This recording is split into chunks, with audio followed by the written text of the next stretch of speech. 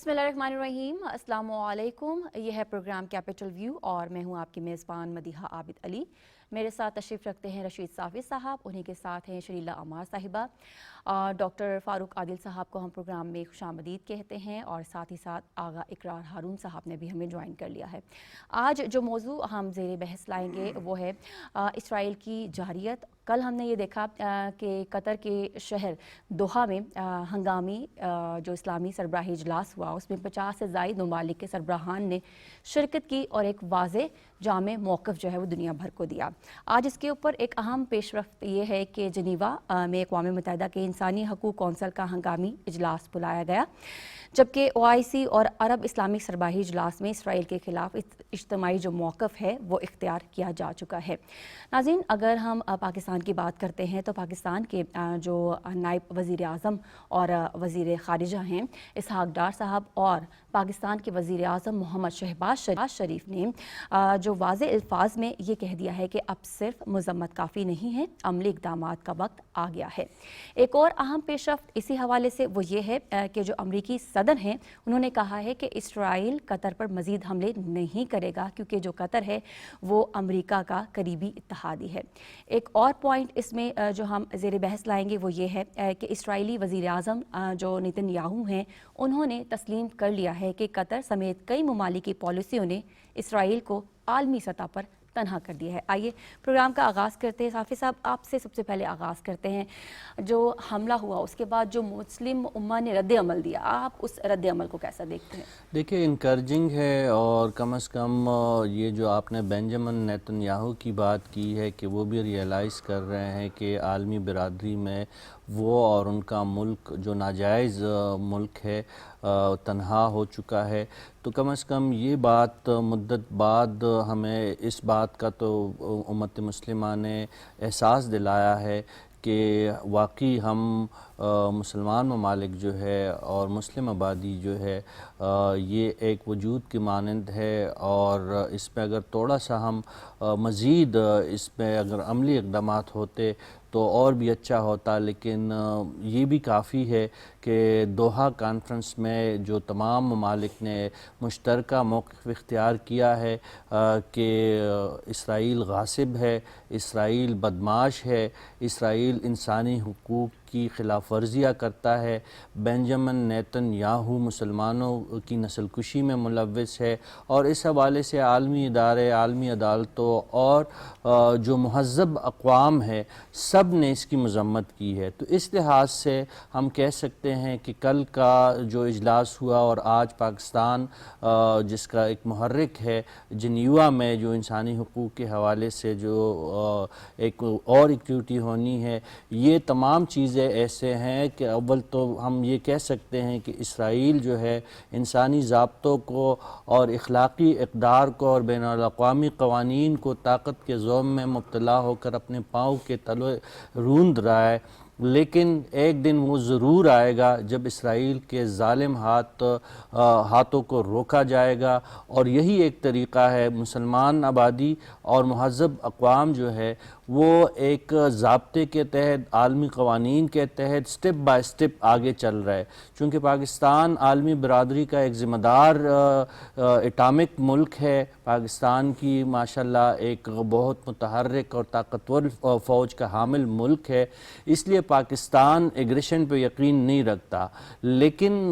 पाकिस्तान की इस्तिताअत दुनिया मई के आगाज़ में देख चुकी है, इसलिए पाकिस्तान जिस मेज़ पे बैठता है, जिस बैठक में मौजूद होता है, तो वो बैठक और मेज़ जिसके ख़िलाफ़ लगी होती है तो मुखालिफिन को बात समझ आती है कि खुदा न खास्ता अगर दुनिया एक और कॉन्फ्लिक्ट की तरफ जाएगी तो फिर पाकिस्तान का किरदार क्या हो सकता है और पाकिस्तान क्या कुछ कर सकता है। तो पाकिस्तान जैसे ममालिक की इस फोरम पे मौजूदगी हर लिहाज से अप्रिशिएट की गई है। कतरी वज़ीर आज़म ने, कतरी सदर ने, कतरी वज़ीर ख़ारजा ने और अब वज़ीर आज़म साहब कल सऊदी अरब जा रहे हैं। मोहम्मद बिन सलमान जैसे आलमी रहनुमाओं ने पाकिस्तान के किरदार की तायीद की है और पाकिस्तान के वज़ीर आज़म اور پاکستان کے وزیر خارجہ نے دوحہ پہ حملے کو جس انداز سے دنیا بھر کے سامنے اجاگر کیا ہے اور جس انداز سے پاکستان نے اس مسئلے کو یعنی اسرائیل کی بدماشی کو ہمیشہ سے ختم کرنے کے لیے جو تجاویز دی ہے،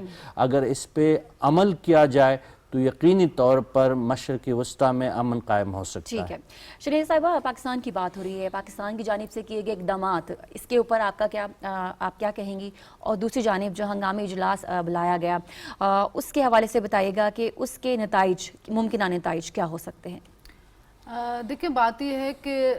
پاکستان کی جو ہے نا سفارتکاری اس معاملے کے اوپر بہت بہتر رہی ہے۔ جب سے یہ مسئلہ ہوا ہے تب سے ہی ہم نے اپنے وزیر اعظم کو بہت زیادہ متحرک دیکھا ہے، اور پاکستان کا شروع سے یہی موقف رہا ہے۔ اور وزیر اعظم صاحب نے بھی کل جب OIC کے سربراہی اجلاس میں بات کی تھی تو انہوں نے یہ کہا تھا کہ غزہ میں انسانیت سسک رہی ہے، وہاں پہ جو ظلم و ستم ہو رہا ہے دنیا کو چاہیے کہ اب اس کو روکے، اس کے لیے کوئی عملی اقدامات اب ہونے چاہیے۔ اس کی وجہ سے یہ کہا جاتا ہے کہ ٹاسک فورس جو ہے اس کو آپ قائم کریں۔ تو آج تو UN کی جو انکوائری کمیشن کی جو رپورٹ آئی ہے وہ بھی یہی کہہ رہی ہے کہ غزہ کے اندر جو ہے وہ نسل کشی ہو رہی ہے۔ پاکستان کا بھی یہی موقف ہے۔ پاکستان نے یہ بھی کہا کہ جو قطر کے اوپر جو حملہ ہے وہ ان کی داخلی اور سلامتی خود مختاری کے اوپر حملہ ہوا ہے۔ تو پاکستانی حکومت کا موقف جو ہمارے وزیر اعظم کی کوششیں ان کو تو ہر کوئی سراہ رہا ہے کہ وہ متحرک ہیں، پہلے دن سے کسی بھی فورم کے اوپر ہمارے وزیر اعظم جو جاتے ہیں وہ جا کے غزہ کے اوپر بات کر رہے ہوتے ہیں۔ ابھی بھی وزیر اعظم صاحب نے یہی کہا ہے کہ غزہ کے اندر جو ہے اس کے اوپر غیر مشروط طور پہ وہاں پہ جنگ بندی ہونی چاہیے، جو غزہ میں لوگ ہیں ان کی امداد جو ہے اس کو بحال کرنا چاہیے، حماس کے جو وہاں پہ قیدی ہیں فلسطین کے ان کو رہا کرنا چاہیے، دو ریاستی فارمولے کی طرف جانا چاہیے، فلسطینیوں کو ان کی آزادی ملنی چاہیے۔ اور جو آپ بات کریں کہ ہنگامی جو اجلاس ہو رہا ہے اس کا UN کونسل کا، دیکھیں وہ اجلاس پہلے بھی بہت دفعہ فلسطین کے لیے ہوتے رہے ہیں، اور اب دنیا جو ہے وہ بھی اس بات کو مان رہی ہے کہ ہمیں اب فلسطین کے کسی حل کی طرف جانا چاہیے۔ اس کی وجہ یہ ہے کہ ان کی اپنی ملکوں کے اندر جو عوام ہے وہ نکل رہی ہے، ملین مارچز وہاں پہ ہو رہے ہیں، ان کے اوپر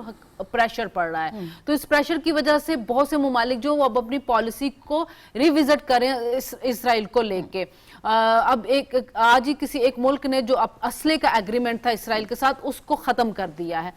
تو نتائج اگر وہاں پہ تمام ممالک اکٹھے ہوں، جو وہ بڑی طاقتیں جو اسرائیل کو سپورٹ کرتی ہیں، اس کو فنڈ کرتی ہیں، یا وہ ممالک جو اسرائیل کے ساتھ تجارت کر رہے ہیں، اگر وہ اپنے معاہدوں کو ختم کریں، اگر وہاں سے فنڈنگ اسی ختم ہو، پھر اسرائیل کے اوپر پریشر پڑ سکتا ہے کہ وہ کسی نہ کسی جنگ بندی کے اوپر آئے، وہ فلسطینیوں کے لیے امداد کی جو بحالی ہے اس کو شروع دے، وہ جو فلسطینیوں کی نسل کشی کر رہا ہے اس کو ختم کرے۔ تو پاکستان جو ہے وہ تو اپنے موقع پہ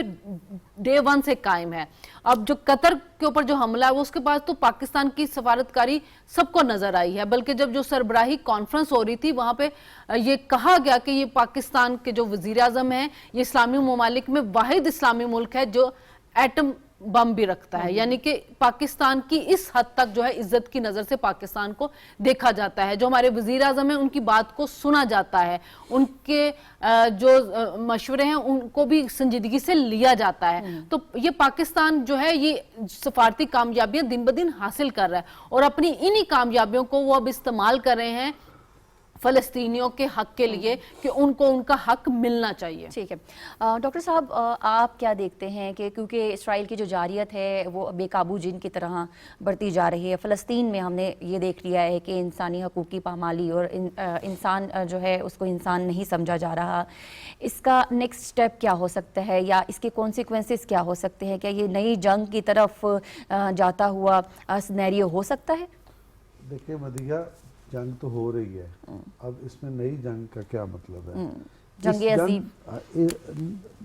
اب میرے خیال میں دنیا میں ریجنل جنگوں کا کانسیپٹ ہے، اس طرح سے عالمی جنگوں کا اس طرح سے کانسیپٹ نہیں ہے، لیکن یہ جنگ کوئی معمولی جنگ ہے۔ اس جنگ نے ایک سو کالڈ پروپیگنڈا تھا کہ ان کا قتل عام ہوا، ہولوکاسٹ جس کو کہا جاتا ہے یہودیوں کا، جو آج تک ثابت نہیں ہو سکا، اس کے باوجود ایک شور شرابہ ہے، اس پر تشدد ہے۔ لیکن اس وقت جو کچھ غزہ میں کر دیا ہے اسرائیل نے اور اس کی فوج نے، روگ آرمی نے اور روگ سٹیٹ نے، وہ تو یعنی کوئی مقابلہ ہی نہیں ہے اس پروپیگنڈے کے ساتھ بھی جو عملاً یہاں ہو گیا ہے. یعنی ہولوکاسٹ کا ایک فرضی ایک پراپوگنڈا ہے اور اس کی کہانیاں مشہور ہیں, اس پر ڈرامے بنی ہیں, اس پہ فلمیں بنی ہیں, لیکن جو کچھ ان کے تھوڑے سے عرصے میں غزہ میں کر دیا ہے, جو ظلم کے پہاڑ توڑ دیے ہیں, اس کا کوئی مقابلہ نہیں. مثلاً ہمارے ایک دوست ہیں سید علی گیلانی کے داماد ہیں افتخار گیلانی صاحب, ان کے کوئی دوست جرنلسٹ تھے غزہ میں, ان کو انہوں نے فون کیا, ایک دفعہ کیا, دوسری دفعہ کیا, فون نہیں اٹینڈ ہوا, اور ایک دفعہ جب اٹینڈ ہوا تو ایک نحیف سی آواز جیسے کنویں سے کوئی آواز آ رہی ہو کہ برادر میں نے پتہ نہیں کتنے دن سے کوئی ایک چیز بھی میرے پیٹ میں نہیں گئی, اگر مجھ میں ذرا سی بھی انرجی ہوئی تو میں پلٹ کے آپ کو فون کروں گا. اور اس کے بعد کبھی فون نہیں آیا. ہم سمجھ سکتے ہیں کہ اس آدمی کے ساتھ کیا ہوا ہوگا. یہ داستانیں ہیں کہ خواتین بیوہ ہو گئی ہیں, 2 3 4 بچے ان کے, اور رات کو وہ سمندر کا پانی چولہے پہ چڑھا دیتی ہیں. اب یہ حضرت عمر کا زمانہ آ گیا ہے, چڑھا دیتی ہیں کہ بچے یہ آسرا لے کے سو جائیں کہ ماں کچھ بنا تو رہی ہے. تو یہ ظلم اور وہ فرضی داستان ہے, کوئی مقابلہ نہیں ہے. ایک بات. دوسری بات میں یہ کرنا چاہتا ہوں, میں الجزیرہ ٹی وی کو کوٹ کرنا چاہتا ہوں اور ایک اسرائیلی اخبار کو کوٹ کرنا چاہتا ہوں. کل وزیر اعظم پاکستان نے اس میں دوحہ کانفرنس میں جو تجاویز پیش کی, جیسے ابھی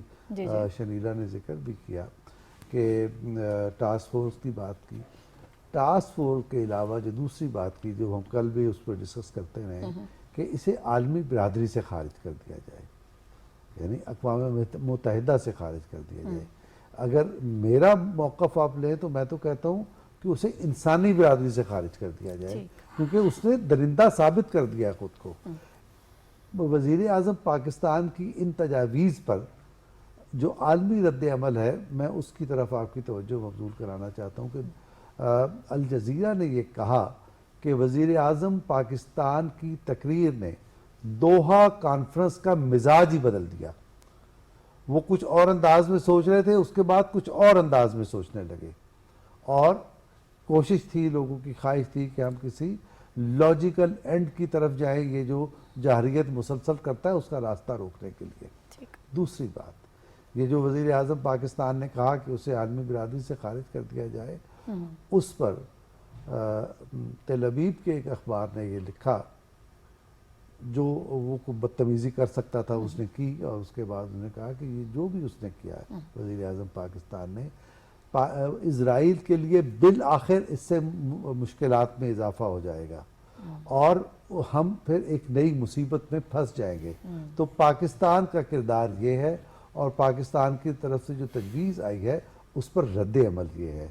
اب اس کے بعد جو آپ کہہ رہی ہیں کہ اگلا مرحلہ کیا ہو سکتا ہے, اگلا مرحلہ میرے خیال میں یہ ہو سکتا ہے کہ اسی ایجنڈے کو لے کر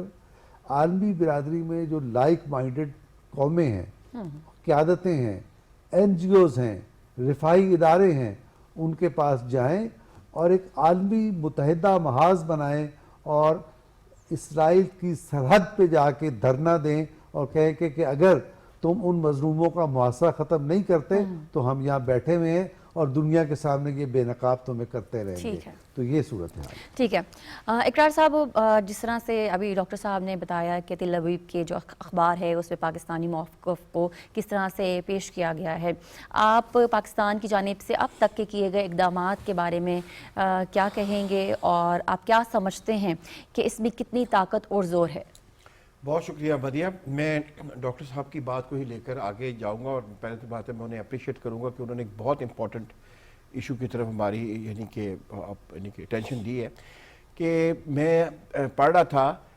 کہ میرے یعنی کہ ود رسپانسبلٹی میں کہہ رہا ہوں, پاکستان دنیا کا واحد ملک ہے جس نے تاریخ میں پہلی دفعہ یہ کہا گیا ہے کہ اسرائیل کی جو ممبرشپ ہے یونائٹڈ نیشن کی, اس کو ریووک کیا جائے. تاریخ میں یہ بات لکھی جائے گی. آج تک کسی ملک نے مائنس پیلسٹائن کسی نے نہیں کہا. کہ بہت بڑی پاکستان نے ایک نئی تاریخ رقم کی ہے. اس کے علاوہ جو عاصم افتخار صاحب ہیں, انہوں نے جو یونائٹڈ نیشن سیکیورٹی کونسل میں جو اپنا بیان دیا اور سپیچ کی, وہ بھی آپ لوگوں کے سامنے ہے, وہ بھی تاریخ کا ایک حصہ ہی رہے گی. دیکھیں پاکستان گو کے مڈل ایسٹ میں نہیں ہے، لیکن پاکستان نے ہمیشہ جو فلسطین کا ایشو ہے اس کو اپنا ایشو سمجھا ہے، اور شاید یہی وجہ ہے، یہ بڑی ایک حیران کن اور خطرناک حیران کن بات ہے کہ امریکہ جب سینٹ کام کی بات کرتا ہے، سینٹرل کمانڈ کی بات کرتا ہے جو کہ مڈل ایسٹ کی ہے، اس میں وہ پاکستان کو ایڈ کرتا ہے، کیونکہ اس کا خیال یہ ہے کہ مڈل ایسٹ کی ان کے جو تھنک ٹینکس ہیں ان کا یہ خیال ہے کہ مڈل ایسٹ کی کوئی نہ کوئی سچویشن اگر بہت سیریس ہوئی تو اس میں پاکستان بہت بڑا کردار ادا کر سکتا ہے، جس سے یہ سارے کے سارے جو یعنی کہ آپ کہہ سکتے ہیں کہ ایک آرٹیکل میں بہت خوبصورت 2 لفظ ہے، میں اس کا ایک ٹائٹل آپ کو پڑھ کے سناتا ہوں، وہ لکھا ہوا تھا devil prince of a native king. جو نیٹو کنگ ہے اس کا جو ڈیول پرنس ہے اس کو کچھ ہو نہ جائے، اس میں یہ ان کو ڈر ہے کہ کہیں نہ کہیں پاکستان اس کو کچھ نہ کر دے، یہ ہے سارا اسپیکٹرم۔ اب آ جائے آپ او آئی سی کی طرف، دیکھیں او آئی سی نے ایک کام تو کر دیا ہے کہ اس نے اجازت دے دی ہے تمام ممالک کو کہ ان کی مرضی وہ سینکشنز لگائیں یا نہ لگائیں اس کے اوپر، اسرائیل کے اوپر، ان کی مرضی وہ اس کو ایکسیپٹ کریں نہ کریں، اور ان کی مرضی کہ وہ اس سے اپنے جو وزراء ہیں ان کو اگر واپس بلانا چاہتے ہیں تو بلا لیں، کیونکہ 11 مسلم ممالک نے اپنا ایکسیپٹ کیا ہوا اسرائیل کو ایز اے اسٹیٹ۔ تو یہ تو ایک ڈیولپمنٹ ہے، لیکن میرا ذاتی خیال ہے کہ اس سے بہت آگے بات جا سکتی تھی کہ ٹیکنیکلی سپیکنگ نہ سینکشنز ہمارے سامنے آئی ہیں، اور نہ ہمارے یعنی کہ کسی نے بھی ابھی تک اناؤنسمنٹ کیا کہ وہ اپنے تعلقات جو ہے اسرائیل کے ساتھ جو ڈپلومیٹک ریلیشن ہے وہ ختم کر رہے گا، اور نہ ہی کسی نے ابھی تک اپنا جو آپ کہہ سکتے ہیں جو کونسل ہے اس کو واپس بلانے کا اناؤنسمنٹ کیا ہے۔ لیکن میں یقین کرتا ہوں، یقین رکھتا ہوں انشاءاللہ اگلے ایک ہفتے میں یہ آپ کو چیزیں ریالٹی میں ہوتی نظر آئیں گی، کیونکہ او آئی سی نے بہرحال الحمدللہ ایک راہ تو دکھا دی ہے کہ آپ ممالک کی مرضی کہ وہ تعلقات اسرائیل کے ساتھ کیسے رکھنا چاہتے ہیں۔ ایک اور امپورٹنٹ بات وہ یہ ہے جو بات کی تھی ڈاکٹر صاحب نے کہ پاکستان کی جو ایک اسٹیٹڈ پوزیشن تھی او آئی سی کی، اس کے بارے میں میں نے آپ کو بتا دیا، اور اسرائیل نے جو کہا ہے وہ ڈاکٹر صاحب نے آپ کو بتا دیا۔ اسی ہفتے امریکہ کی اور قطر کا ایک نیا کانٹریکٹ شاید ہونے جا رہا ہے ڈیفینس کا اور سیکیورٹی کا، اس پہ یہ ہوگا کہ اگر جو قطر پہ حملہ ہوگا وہ امریکہ پہ حملہ سمجھا جائے گا۔ تو پھر اگر یہ ہوتا ہے تو میرے خیال میں پھر تمام جو مسلم ممالک ہیں وہ ایک نئے کانٹریکٹ میں جائیں گے امریکہ سے ایز پاسبل کہ ان پہ جو حملہ ہوگا وہ امریکہ پہ سمجھا جائے گا، تو یہ پورا ڈائمینشن چینج کر دے گا آپ کے مڈل ایسٹ۔ بالکل ٹھیک ہے، اس کے اوپر مزید بھی ہم بات کریں گے۔ صافی صاحب آپ کیا کہیں گے جو امریکی صدر نے بیان دیا ہے کہ قطر کیونکہ اتحادی ہے تو اب ایسا حملہ نہیں ہوگا، تو اگر حملہ ہوتا ہے تو پھر آپ سینیریو کیسا دیکھتے ہیں؟ دیکھیں اگر عالمی سفارتکاری کے تناظر میں صدر ٹرمپ کے بیان کو دیکھا جائے تو یہ تو قطر کے لیے ایک حوصلہ افزا بات ضرور ہے، لیکن دوسری جانب اگر ہم زمینی حقائق کا جائزہ لیں تو وہ کچھ اور ہمیں بتا رہے۔ امریکی وزیر خارجہ 2 دن سے اسرائیل میں تھے اور آج وہ دوحہ بھی گئے ہیں جہاں پہ انہوں نے قطری رہنماؤں سے ملاقات کی ہے۔ ان کا بھی وہی لگ بھگ موقف ہے جو بنجمن نیتن یاہو کا موقف ہے، اسپیشلی جو قیدیوں کی تبادلے کی بات ہے، اور ڈونلڈ ٹرمپ بھی اس سے پہلے تنبیہ دے چکے ہیں کہ حماس کے پاس یہ آخری موقع ہے کہ وہ اسرائیل کے شرائط پہ معاہدہ کرے اور قیدیوں کی رہائی کو ممکن بنائے۔ یہی بات جو سیکٹری روبیو ہے انہوں نے تل ابیب میں بھی یہی بات کی، اور اس کا تکرار انہوں نے قطر میں بھی کیا ہے۔ تو یہ اوورآل اگر ہم اس کو دیکھیں، قطر اور امریکہ کے تعلقات بہت قریبی ہے، اسٹریٹجک نوعیت کے ہے۔ امریکی اڈے قطر کی سرزمین پہ اور قطر کے پانیوں میں قائم ہے۔ امریکہ اور قطر کا طویل رفاقت رہا ہے نیٹو افواج کے حوالے سے، جب افغانستان جنگ سے اگر ہم بات شروع کریں، اور مختلف مواقع پہ قطر نے ہمیشہ امریکہ کا ساتھ دیا ہے۔ تو اخلاقی طور پر امریکہ کا کردار قطر کے ساورنٹی اور قطر کی سلامتی کو یقینی بنانے میں اس سے بہت زیادہ ہونا چاہیے تھا۔ میری نظر میں اب بھی یہ ناکافی ہے، اور امریکہ کو اگر قطر کی خوشنودی چاہیے اور قطر کو جو ایک زخم لگا ہے اگر اس پہ اگر امریکہ مرہم پٹی کرنا چاہتا ہے تو پھر وہ اسرائیل کو انہیں لگام دینا پڑے گا اور اسرائیل کو عملی اقدامات کے ذریعے اس بات سے ان کو روکنا پڑے گا کہ قطر جیسے مسلم ممالک کے خلاف اور امریکہ کے اتحادیوں کے خلاف اسرائیل جو ہے وہ سرکشی نہ دکھائے، جو مجھے نہیں لگتا. لہٰذا میں اپنی ذاتی ناقص رائے میں میری یہ رائے ہے کہ امریکہ کا کردار قطر کے معاملے میں اس سے کہیں زیادہ ہونا چاہیے تھا. صحیح، ٹھیک ہے.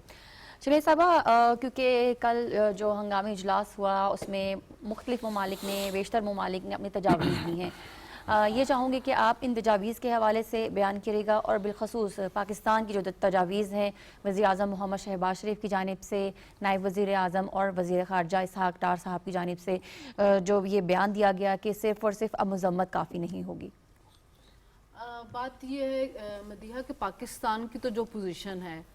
اس کے مطابق تو پاکستان نے یہ کہا کہ مذمت کافی نہیں ہے، ٹاسک فورس بنائی جائے. پاکستان نے یہ بھی کہا کہ اقوام متحدہ سے ان کی رکنیت جو اس کو معطل کر دیا جائے. اور جو اسلامی سربراہی کونسل ہے اس کی طرف سے بھی اعلامیہ آیا. لیکن بات یہ ہے کہ ابھی تک ہم صرف یہی دیکھ رہے ہیں کہ مذمت ہو رہی ہے، اس کو کہا جا رہا ہے کہ جی آپ جنگ بندی کر دیں. یہی کہا گیا کہ قطر کی خود مختاری و سالمیت کے اوپر یہ جارحیت جو ہے قابل قبول نہیں ہے. لیکن اصل میں جو پاکستان یہ جو بات کہتا ہے اور جو ایران بھی یہی بات کہہ رہا ہے کہ ہمیں کوئی نہ کوئی عملی اقدام کرنا ہوگا تاکہ اس کو روکا جا سکے. کیونکہ اسرائیل جو ہے اس کی تو توسیع پسندانہ عزائم ہے، وہ تو ہر ملک کے خلاف اس نے جارحیت جو ہے وہ کھولی ہوئی ہے. مشرق وسطیٰ سلامتی کو اس نے خطرے میں ڈالا ہوا ہے. فلسطین کی نسل کشی کے بعد اس نے جو کبھی وہ مصر کے ساتھ مسئلہ ہو جاتا ہے، کبھی اس کو یمن کے ساتھ مسئلہ ہو جاتا ہے، کبھی لبنان کے ساتھ مسئلہ ہو رہا رہتا ہے. اب یہ جو قطر کے اوپر اس نے حملہ کر دیا تو کہیں نہ کہیں جا کے اس کو سٹاپ تو کرنا ہے، ورنہ اس طرح تو یہی ہوگا کہ اسرائیل ایسا ابھی تک تو بنا ہوا ہے ایک بپھرا ہوا سانڈ کہ جو ہر جو رول ہے،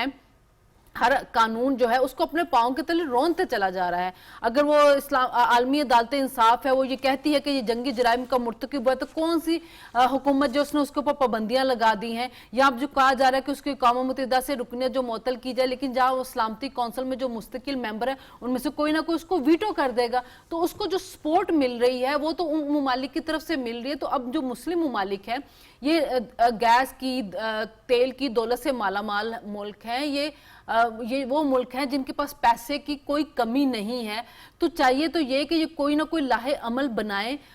سفارتی طور پہ تو آپ ایک اعلامیہ جاری کر رہے ہیں، لیکن کچھ نہ کچھ ایسے اقدامات ضرور ہونے چاہیے جس سے اسرائیل کو پتہ چلے کہ یہ تمام ملک متحد ہیں اور یہ تمام ملک جو ہیں متحد ہو کے اگر میرے خلاف کچھ کارروائی کریں گے تو مجھے اس سے خطرہ ہو سکتا ہے. لیکن ابھی تجاویز دی گئی ہیں، بات کی جا رہی ہے، لیکن ابھی تک کسی نے اس پہ اوپر ایگری نہیں کرا کہ عملی اقدامات کیا ہونے چاہیے، کس شیپ میں ہونے چاہیے، کس طرح سے ہونے چاہیے. لیکن بات اب مذمت سے آگے جانی چاہیے، جو وزیر اعظم صاحب بھی بار بار کہہ رہے ہیں کہ ہمیں کچھ نہ کچھ آگے اپنا عملی قدم دکھانا ہوگا. اب ایران کے اوپر حملہ کیا اسرائیل نے، لیکن اس کو منہ کی کھانی پڑی. جب وہ حملہ کیا تھا تو اس وقت یہی کہہ رہے تھے کہ جی یہاں پہ رجیم چینج ہو جائے گی، ہم جب تک رجیم چینج نہیں کریں گے ہم واپس سے نہیں پلٹیں گے. لیکن پلٹنا پڑا. تو جب آپ اپنی طاقت دکھائیں گے، جب آپ ان کو دکھائیں گے کہ ہم آپ کو روک سکتے ہیں، تو پھر خود بخود وہ کسی نہ کسی مذاکرات کی میز کے اوپر بیٹھے گا، کوئی نہ کوئی بات چیت کرے گا، وہ فلسطین کے کسی نہ کسی مسئلے کی طرف آئے گا. لیکن اگر صرف مذمتی بیانات جاری ہوتے رہیں گے تو پھر اسرائیل اسی طرح ہر آئین قانون قاعدے کو اپنے پیروں کے نیچے روکتا ہے. ٹھیک ہے ڈاکٹر صاحب، جو اسرائیلی وزیر اعظم ہے نتن یاہو، اس نے جو تسلیم کیا ہے کہ جو قطر سمیت مختلف ممالک کی پالیسیز اسرائیل کے خلاف ہو گئی ہیں، اس سے اسرائیل تنہائی کا شکار ہو رہا ہے. یہ بیان نتن یاہو کا آپ کیسے دیکھتے ہیں اس تناظر میں کہ اسرائیل کی اپنی بھی پولیٹکس ہے، اسرائیل میں اپوزیشن جماعتیں بھی ہیں، نتن یاہو کو کس طرح سے دیکھیں گی اور دنیا میں اس جو بیان ہے نتن یاہو کا اس کو کس طرح سے دیکھا جائے گا؟ دیکھیے، جو ظلم ہوا ہے غزہ میں اور جو فلسطینیوں پر ظلم ہوا ہے اس نے عالمی ضمیر کو جھنجھوڑا تو ضرور ہے. اور یہ جو ہم ذکر کرتے رہتے ہیں، شاید آج بھی شنیرا نے ذکر کیا ہو کہ یہ دنیا کے مختلف حصوں میں بڑی بڑی ریلیز نکلی ہیں اور لاکھوں لوگ سڑکوں پر آ کر اس کے خلاف آواز بلند کر رہے ہیں اور کہہ رہے ہیں کہ آپ یہ اس کا ظلم کا خاتمہ ہونا چاہیے، جی۔ اس کے لیے طاقتور جو حلقے ہیں دنیا کے ان کی طرف سے اقدامات ہونا چاہیے۔ یہ آواز تو بلند ہوئی ہے، لیکن عملی اقدامات کیا ہیں؟ عملی اقدامات تو دکھائی نہیں دے رہے۔ مثلا اس وقت اسرائیل یہ جو سرحد رفح بارڈر ہے جہاں سے امدادی ٹرک داخل ہوتے ہیں اسرائیل میں مصر سے، وہ تو بارڈر بند ہے۔ ڈیلی یہ جو اعداد و شمار آئے ہیں 5000 ٹرک ڈیلی اگر انٹر ہوں رفح میں تو غذائی جو قلت مصنوعی طور پہ پیدا کی گئی ہے اس کے چیلنج سے نمٹا جا سکتا ہے۔ لیکن عملاً تو 100 ٹرک آلموسٹ 100 کے قریب ٹرکوں کو داخل ہونے کی اجازت دی جاتی ہے۔ تو اچھا دوسرا اس وقت انٹرنیشنل پانیوں میں ایک قافلہ موجود ہے جو غذائی سامان لے کر اور طبی سامان لے کر سیج توڑنے کے لیے پرامن طریقے سے غزہ کی طرف جانا چاہتا ہے۔ اس پر حملے ہوئے ہیں اسرائیل کی طرف سے، اور اسی طرح سے اس کو آگے راستہ نہیں دیا جا رہا ہے۔ تو یہ جو ساری میں نے ایک کیس پیش کیا ہے، کہنا میں یہ چاہ رہا ہوں کہ اس سب کے باوجود کہ عالمی ضمیر بیدار ہوا ہے، جیسے کہ نیتن یاہو کہہ رہا ہے کہ وہ تنہا ہو رہا ہے، ہو رہا ہوگا، لیکن عملاً ایسے اقدامات ابھی دکھائی نہیں دیتے جس سے اہل غزہ کی مشکلات کا خاتمہ ہو، اور اسرائیل کی جو بروٹیلٹی ہے، جو ظلم ہے، اس کا کسی نے ہاتھ پکڑا ہو۔ ابھی ایسا نہیں ہوا ہے، ہم اس کا انتظار کر رہے ہیں اور اسی کے لیے دعاگو بھی ہیں اور آواز بھی بلند۔ ٹھیک ہے آغا صاحب، آپ اسی سوال کو کس طرح سے اس کا جواب دیں گے؟ ہم یہ دیکھتے ہیں ریلیاں نکلتی ہیں دنیا بھر میں، اسرائیل کے خلاف احتجاج ہوتا ہے، دھرنے دیے جاتے ہیں، ریلیاں نکلتی ہیں، تو تنہا واقعی نیتن یاہو اپنے آپ کو تصور کر رہے ہیں، اور اس کے مستقبل میں کیا آپ کانسیکوینسز دیکھ سکتے ہیں؟ میرا نہیں خیال ہے کہ وہ تنہا ہوا ہے، اور یہ بھی اس کی بیسکلی ایک پولیٹیکل ریٹرک ہے،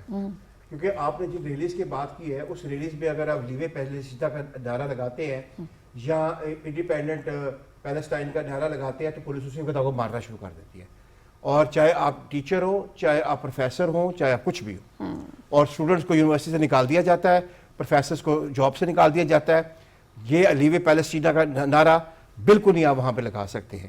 تو کوئی وہ بالکل علیحدہ، وہ بیسکلی ایک ریٹورک پیدا کر رہا ہے، ٹھیک ہے جی، کہ میں مجھے تنہا نہ کر دیں، یہ نہ ہو جائے، وہ نہ ہو جائے۔ دنیا ساری کی ساری جو پوری کی پوری جو جس کو ہم گلوبل نارتھ کہتے ہیں، وہ اپنی تمام طاقت کے ساتھ اس کے پیچھے کھڑا ہے، اور مجھے میرے منہ میں خاک، مجھے ڈر ہے کہ وہ تب تک کھڑا رہے گا جب تک نیتن یاہو، جس کو ایک آرٹیکل نے بہت خوبصورت لفظ ڈیول پرنس، ڈیبریس کے اندر سے آخری بچہ بھی پیلسٹائن کا نکال کے شہید نہیں کرے گا، وہ اس کے ساتھ کھڑے ہیں اور کھڑے رہیں گے۔ کوئی چینج نہیں آئی ہے، کوئی انہوں نے اس کے اوپر کسی قسم کی سینکشنز نہیں لگائی ہیں، کچھ نہیں کیا ہے۔ آپ ایسے کریں کہ دنیا کی جو اس کے ساتھ اسرائیل کے ساتھ جو ہے ٹریڈ، آپ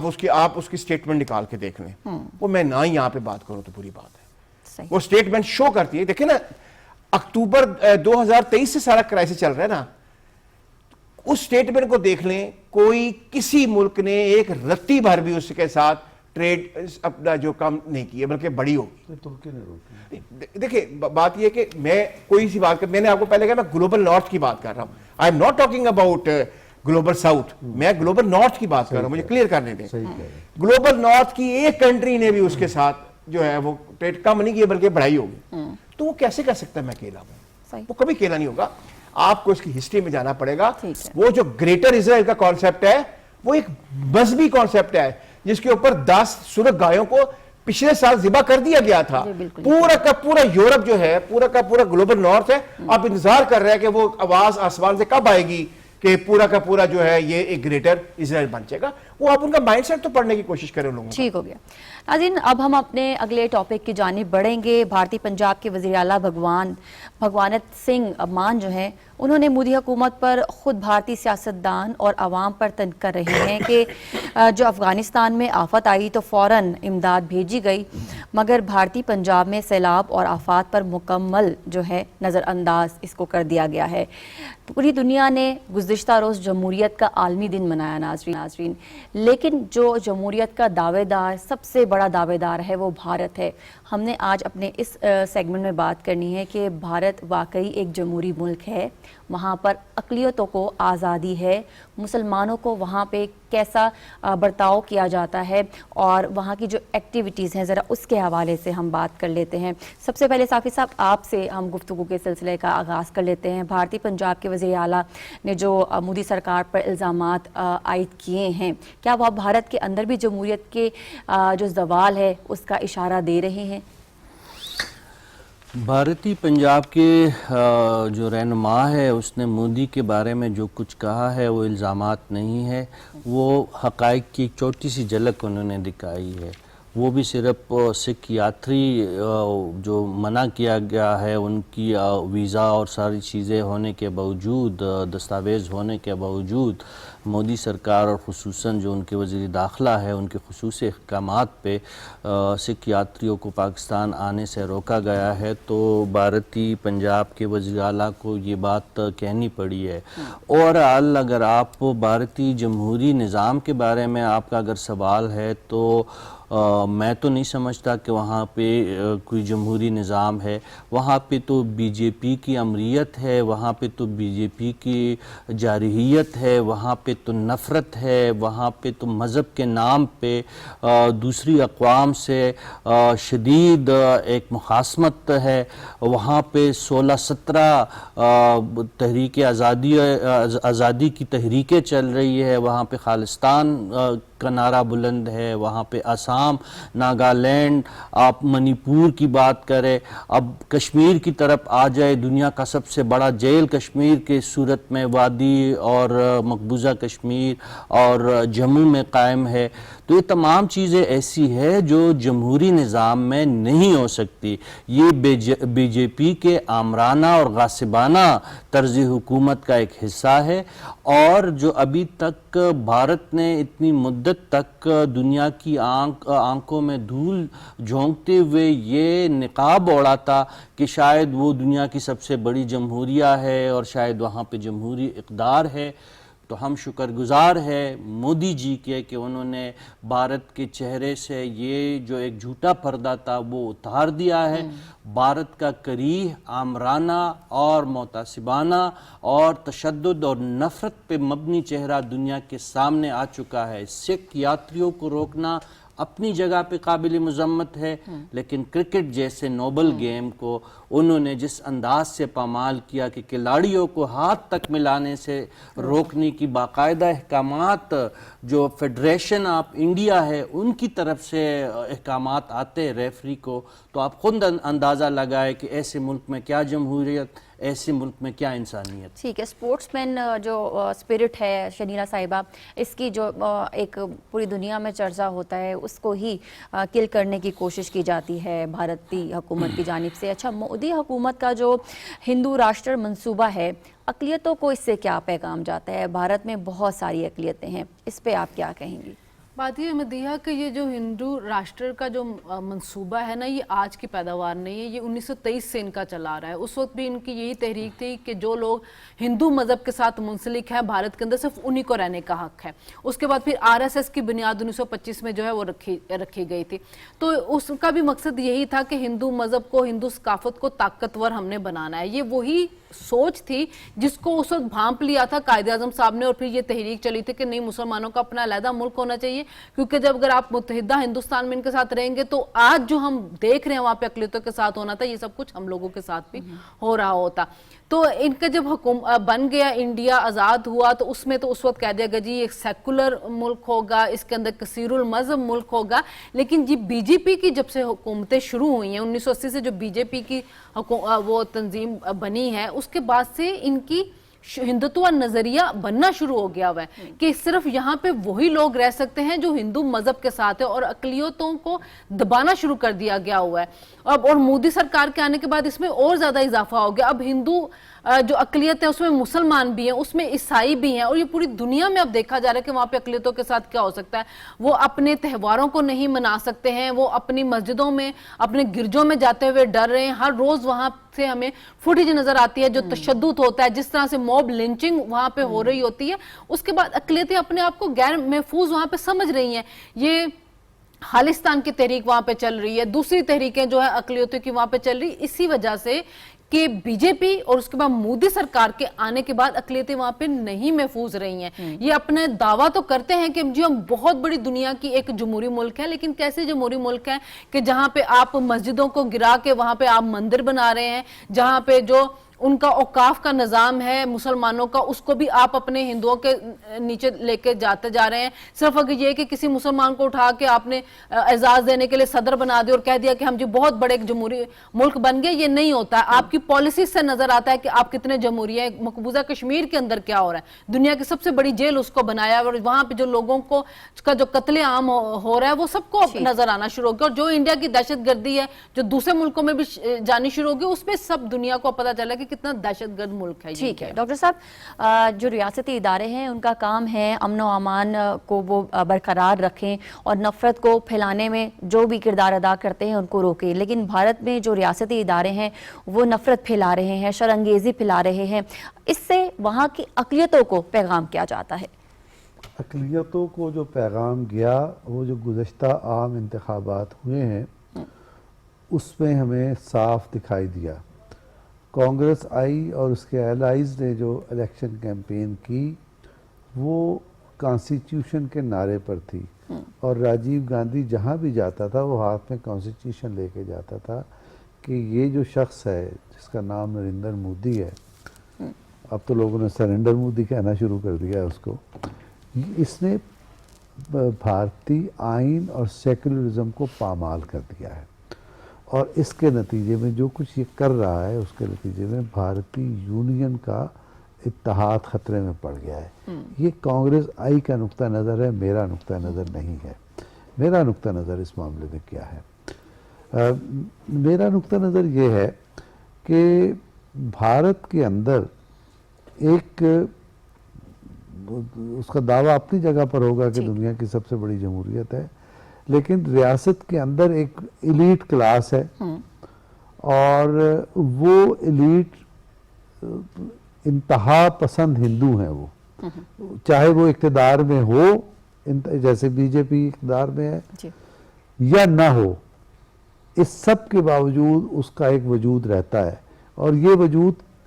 تقسیم ہند سے پہلے بھی تھا, جس کی وجہ سے شدھی اور سنگٹھن کی تحریکیں چلی, جس کے تحت تو وہ مسلمان جو ہندو جو مسلمان ہو گئے تھے ان کو واپس ہندو بنانا تھا, یا وہ غیر ہندو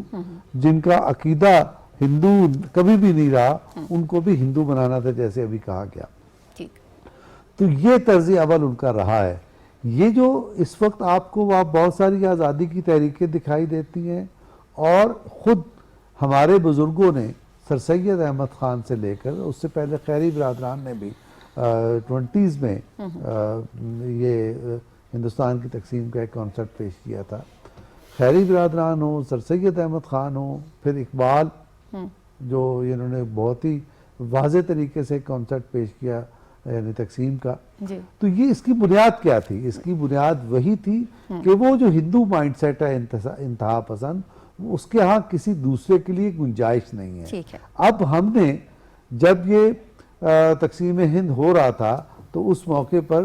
سکھوں سے یہ کہا تھا کہ آپ کو ہر آزادی حاصل ہوگی ہمارے یہاں, آپ کو ہمارا ساتھ دینا چاہیے. لیکن اس مرحلے پر انہوں نے غلطی کی, آج وہ پچھتا رہے ہیں, اسی طرح باقی بھی. آغا اقرار ہارون صاحب, ایک جار ملک اسرائیل, اس کے بارے میں ہم نے بات کی ہے, ایک جار ملک یہ بھارت ہے. آپ بتائیے عالمی برادری کو اس جار ملک کے حوالے سے کیا پالیسی اپنانی چاہیے؟ دیکھیں دونوں ایک ہی ہیں, بڑی پیاری آپ نے بات کی ہے. اور اگر آپ دیکھیں تو اجیت ڈوول جو ہے, جو کہ بیسک ڈیول ہے اور جو پلان کرتے ہیں یہ سب چیزیں پچھلے کم سے کم 30 سال سے, یعنی کہ وہ he had been working for Mossad. یہ تو اب یہ دیکھی چوئی بات ہی نہیں ہے کہ وہ اتنا پاورفل کیوں ہے کہ اس کی آگے پی ایم سرنڈر کر جاتا ہے, کیونکہ he is basically a Mossad operator in Middle East, in South Asia. ٹھیک ہے. ٹھیک ہے, تو یہ دونوں میں اور دونوں کے بارے میں دنیا خاموش ہے. ٹھیک ہے ناظرین, آج کے پروگرام سے ہمیں اجازت دیجیے. اپنا خیال رکھیے گا. اللہ حافظ. پاکستان پائندہ آباد.